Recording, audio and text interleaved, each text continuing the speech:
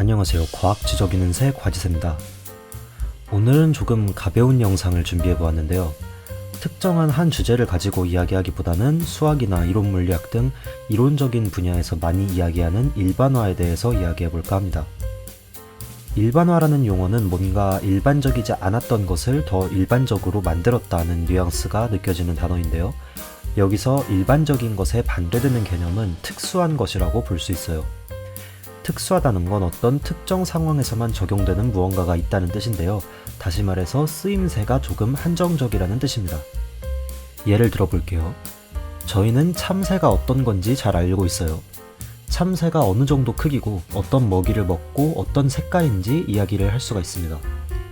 그런데 그냥 새라고만 하면 어떨까요? 크기, 색깔, 먹이 등등을 정확히 이야기할 수가 없겠죠? 여기서 참새는 새의 특수한 한 종류고 새는 참새보다 더 일반적인 개념인데요. 그래서 보통은 특수한 개념이 일반적인 개념보다 더 구체적이기 때문에 그 성질들을 더 쉽게 그리고 더 자세히 논할 수가 있습니다. 이렇게 보면 일반적인 개념보다는 구체적이고 특수한 개념을 생각하는 게 더 좋아 보이지만 항상 그렇지는 않아요.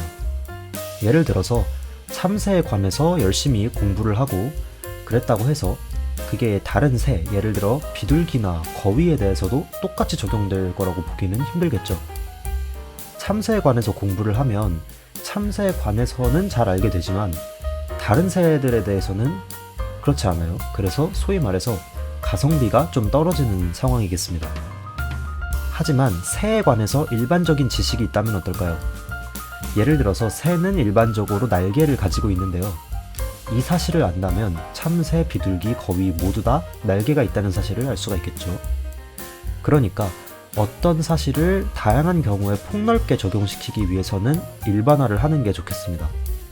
실제로 좋은 예시 중 하나는 전에 제가 영상으로 다루었던 연속함수인데요. 원래 연속함수는 실수에서의 극한을 이용해서 정의가 되었었죠. 실수는 완비성이라는 아주 좋은 성질을 가진 집합이라는 이야기도 했었는데 이렇게 연속함수라는 개념을 실수축 위에서의 함수로 특정을 시킨 다음에 실수의 여러가지 좋은 성질을 이용해서 논리를 전개하는 방식이 말하자면 특수한 경우를 다루는 방식이라고 할 수가 있습니다. 하지만 그 영상 후반부에서 저희는 열린 집합이라는 새로운 개념을 도입해서 연속함수의 정의를 새롭게 다시 써봤었죠. 물론 이 정의는 실수 위에서 논하자면 기존의 정의와 똑같아야 합니다. 그러나 이렇게 정의를 바꾸게 되면 실함수가 아니라 더 일반적인 집합에서 정의된 함수에 대해서도 연속성을 논할 수 있는 그런 발판을 마련한 셈인 겁니다. 하지만 구체적인 개념에서 일반적인 개념을 끌어내는 과정은 결코 쉬운 과정이 아니에요. 예를 들어서 어떤 사람이 태어나서 본 새라고는 참새밖에 없다면 참새가 아닌 더 일반적인 새라는 개념을 떠올릴 수가 있을까요? 아마 쉽지 않겠죠? 하지만 수학에서는 저희가 그런 일을 항상 해내야 합니다. 이때 사용하는 트릭 중에 하나는 바로 구체적인 대상이 가지는 여러 가지 성질들을 가지고 일반적인 개념을 반대로 정의를 해버리는 겁니다. 예를 들어서 참새에는 날개가 있으니까 날개를 가진 동물이라는 개념을 일반화된 개념으로 정의를 하는 거죠. 물론 아직까지 본 예시는 참새밖에 없지만 참새 말고도 날개를 가진 동물이 있다면 어떨까라는 상상을 해보는 겁니다. 물론 이런 정의는 좀 막연해요. 그런 대상이 실제로 참새 말고 존재하는지 아닌지 알 수도 없고 이렇게 일반화한 대상의 다른 성질이나 속성을 파악하기도 좀 힘들겠죠. 하지만 이렇게 새로 정의한 개념이 뭔가 쓸모있는 결과를 가져다 줄 때가 있는데요. 예를 들어 이 사람이 열심히 생각을 해보니까 날개를 가진 동물은 깃털이 있어야 할 것 같아요. 그 사실을 어떻게든 증명을 했다고 생각해봅시다. 그 사람이 어느 날 다른 새, 예를 들어서 비둘기를 본다면 어떨까요? 비둘기도 날개가 있으니까 앞에서 이끌어냈던 결론을 그대로 적용시키면 비둘기도 깃털이 있겠다 라는 사실을 유추를 할 수가 있겠죠. 수학에서 이 경우에 대한 예시를 찾자면 바로 군을 찾을 수가 있을 겁니다. 원래 군이라는 개념이 또 어디서 나왔는지 생각을 해보면 아마 처음에는 저희가 익숙한 정수의 덧셈 이런 데서 시작했을 거예요. 이 경우에는 결합법칙과 같은 연산 규칙들은 정의되는 게 아니라 증명되는 거에 가까워요. 그러니까 정수의 덧셈을 잘 살펴본 끝에 결합법칙이 성립한다는 사실을 증명을 해야 하는 겁니다.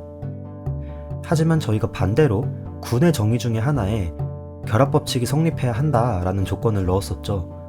이렇게 되면 반대로 결합법칙이 성립하는 집합이라는 어떤 카테고리를 갖게 되는 겁니다. 물론 다시 구체적인 예시로 돌아가려면 이 사실을 다시 증명을 해야 돼요. 예를 들어서 저희가 다뤘던 대칭군 같은 경우를 생각해보면 실제로 이런 대칭군이라고 정의된 대상이 군인지 확인을 하려면 실제로 여기서 결합법칙이 성립하는지 등등을 확인을 해야겠죠. 하지만 그런 것들을 한번 확인하고 나면 이제는 저희가 군에 대해서 공부했던 여러 가지 성질들을 그대로 적용을 시킬 수가 있는 겁니다. 여러분들이 수학을 공부하시다 보면 다른 학문보다 수학에서 나오는 개념들이 좀 추상적이고 사변적이라는 생각이 드실 수가 있어요. 그래서 수학을 싫어하시는 분들도 아마 계실 겁니다. 이게 이렇게 일반화에 집착을 하다 보니까 구체적인 대상보다는 좀 더 추상적인 범주들을 많이 생각하게 되어서 발생하는 부작용이라는 생각도 드네요.